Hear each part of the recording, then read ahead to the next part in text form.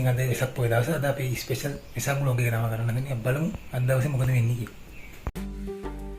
ඉතින් මේ තියෙන මේ අවුරුද්දට මම හදන වෙසක් කුඩු ටික හැම අවුරුද්දම මම දැන් අපේ පැත්තේ වැඩි වෙසක් කුඩු ප්‍රමාණයක් හදන්න අපේ ගෙදර. ඉතින් මේ තියෙන්නේ වෙසක් කුඩු ටික හදලා ඉවරනවා. ඉතින් very nice.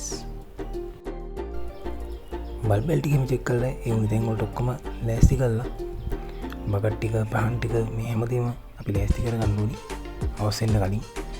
ඊට පස්සේ සේරම ලෑස්ති කරලා තමයි අපි පන්සල් යන්න පටන් ගන්නේ.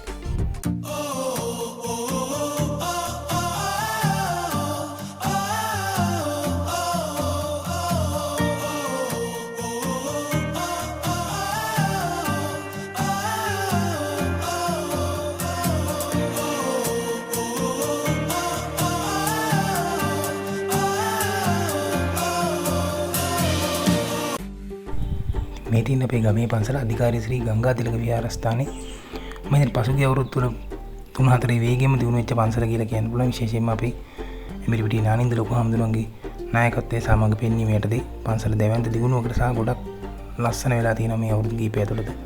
අපි උන්වහන්සේට පුණ්‍ය අනුමෝදනා කරන්න ඕනි මේ පන්සල මේ විදිහට මේ තැනට දිනු කිරීම සම්බන්ධයෙන්. ඒ වගේම දායක කමිටුවත් දෙවන්ත මේ වැඩ කොටසක් කරා පන්සල අද වෙනකොට ලස්සන පන්සලක් බවට පත් කරා. ඉතින් හැමෝටම පින් දෙන්නත් මේ වීඩියෝ එක අපි අවස්ථාවක් කරගන්න.